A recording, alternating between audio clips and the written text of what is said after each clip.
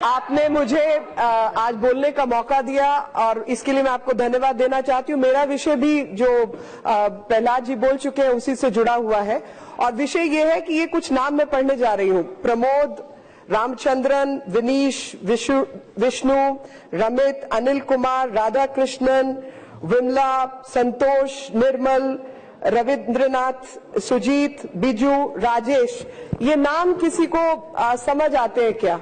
लेकिन जैसे ही मैं बोलूंगी पीलू पहलवान या अखलाक, सबको सुनाई देता है। कारण यह है कि ये 14 नाम उन लोगों के हैं जिनको केरल में राजनीतिक हत्या की गई और इन 14 नामों को कोई पहचानता भी नहीं है। जो लोग लगातार इनटॉलरेंस पर भाषण देते हैं, जो लोकतांत्रिक व्यवस्थाओं की बात करते हैं, वो लोकतंत्र के अंदर दूसरी विचारधारा वाले लोगों को बर्दाश्त नहीं करते हैं। ये 14 नाम उन लोगों के हैं जहां पर 7 बच्चों के ऊपर अटैक किया गया। अगर पिता घर में नहीं था तो बच्चे की बाजू काटी गई तलवार से, 7 साल के बच्चे की। मेरी आंखों के सामने वो चेहरे याद आते हैं। विमला जिसको जलाकर मार दिया, उसके 2 बच्चे अश्वती और अश्विन, 2 बच्चे जिनके चेहरे सामने आते हैं। राधा कृष्णन उन्हीं के जेठ लगते हैं, उनके 2 बच्चे अरुण।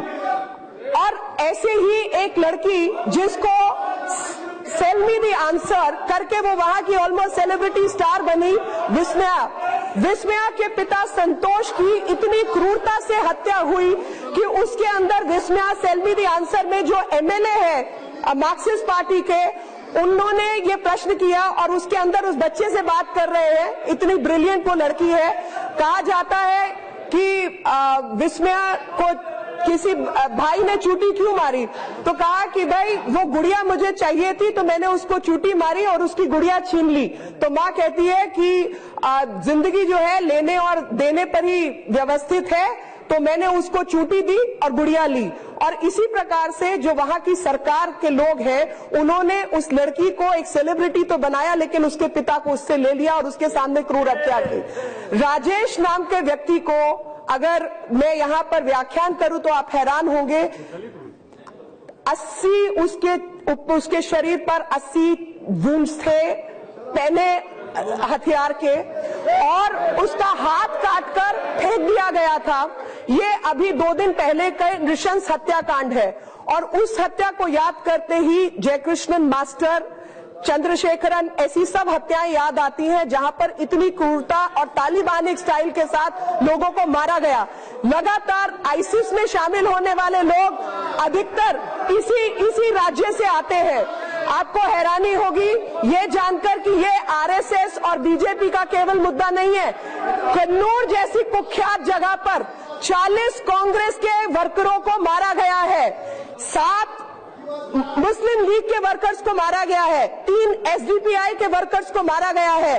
और जो रोहित वेमुला की हत्याकांड बनाना चाहते हैं, जो कि एक आत्महत्या थी, उन्हीं को मैं आज याद दिलाना चाहती हूँ कि वहां पर सबसे अधिक 51 महिलाओं के ऊपर जो है आपराधिक घटनाएं घटी, जिसमें दलित महिलाएं शामिल थी। और जो 14 हत्याओं की मैं बात कर रही हूँ, 14 में से 4 दलित हैं।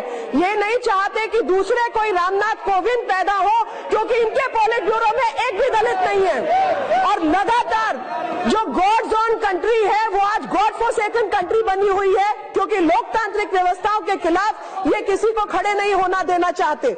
ऐसे में अध्यक्ष जी, 3-4 नाम मैं जरूर लेना चाहती हूँ कि दामोदरन, सीपीआई, इन्होंने अपने ही लोगों को मारा, सीपीएम के लोगों ने सीपीआई के लोगों को मारा, इन्होंने कांग्रेस के लोगों को मारा। लेकिन मुझे जो बात समझ नहीं आती वो ये समझ नहीं आती कि जब भारतीय जनता पार्टी के लोग मारे जाते और हम कम से कम आवाज तो उठाते, बाकी लोग राजनीतिक षड्यंत्रों के कारण चुप कैसे रहते, अपनों को मरता हुआ देखते कैसे हैं। और लोकतंत्र के अंदर राजनीतिक मतभेद हो सकता है, लेकिन राजनीतिक मतभेद लोगों को मारने के लिए नहीं हो सकता। किसी को मारने की, हत्या का अधिकार नहीं देता इस संसद। के माध्यम से, और मैं अब्दुल्ला कुट्टी की बात याद दिलाना चाहती हूँ जो कि संसद सदस्य रहे हैं। अब्दुल्ला कुट्टी के मुताबिक पिनराई विजयन ने, जब वो जनरल सेक्रेटरी थे अपनी पार्टी के 2008 में, ऐसा बयान दिया और कहा कि कन्नूर मॉडल जो है वो बहुत विध्वंसक है, बंगाल मॉडल फॉलो किया जाना चाहिए। एमए मनी याद दिलाना चाहती हूँ, जो इनको 1, 2, 3 मनी कहा जाता है, क्योंकि 3 जयराजन जैसे लोग जो कि आज कन्नूर से हटकर बल्कि त्रिवेंद्रम चले गए और त्रिवेंद्रम के अंदर ये हत्याएं हो रही है। हो गया ना अध्यक्ष जी एक लाइन अध्यक्ष जी एक लाइन अध्यक्ष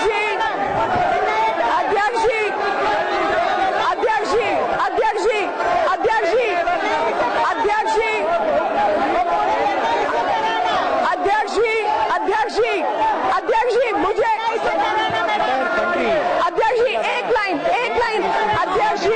अध्यक्ष जी supreme court. Madam, all these days we are discussing about the so-called intolerance in the country, but it is very unfortunate that in Kerala, day to day, they are murdering. The political murders have been taking place with the encouragement of the present government. As soon as this government took over, madam, as soon as this present government took over, 17 Marxist government, 17 murders, they 17 months ho gaya. They completed 17 months in the office. 17 people have been killed, madam. They all belong to either BJP, RSS. Even Congress should be ashamed. 2 of their workers have also been killed. But unfortunately, Congress is not raising the issue, but they are hobnobbing with them in the parliament and in Delhi. They are fighting there and hobnobbing here. My state thing is, in last 17 months, 17 murders, and every day, every month, they are murdering one political person affiliated to either BJP or RSS. It is so bad. It is so bad that even the Bala Gokulam was attacked, where children were participated, madam. Children were participated in a julus, and they are attacked, and so many children have been injured. And recently, madam, only in CM's district, in present CM district, which falls in Kannur district, it is called Pinarayi. The name of village is Pinarayi, and the CM hails from that district. CPM state secretary hails from district. In that district only maximum murders have been taken place.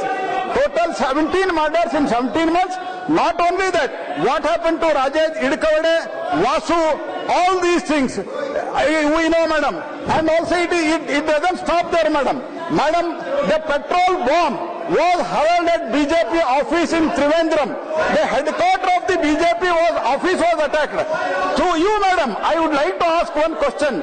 It is the duty of the state government to protect. And we have to, if at all we have difference of opinion, we should respect each other. This is what democracy tells. But these people, they do not believe in democracy because they are the highest killers in the world. During the communist regime, more than 1 million people have been killed during the communist regime in the world. Madam, not only that, madam, I would like to Kollam, 5 black posts and 3 boxes of the BJP have been burnt. Attacks BMS office in Chertala and Aldapura. Attacked BJP office in Kamakulam. Attacked Kottayam. Attacked BJP office in Vaikum and Kudamatti. And Ernakulam. Destroyed the posters. ABP workers were attacked in Ittamanapuram College, in government IIT, and Ernakulam destroyed the posters. And BJP Karyakartas were attacked. Thrissur destroyed the BJP office. Sir, madam, every day BJP office, RSS office being attacked.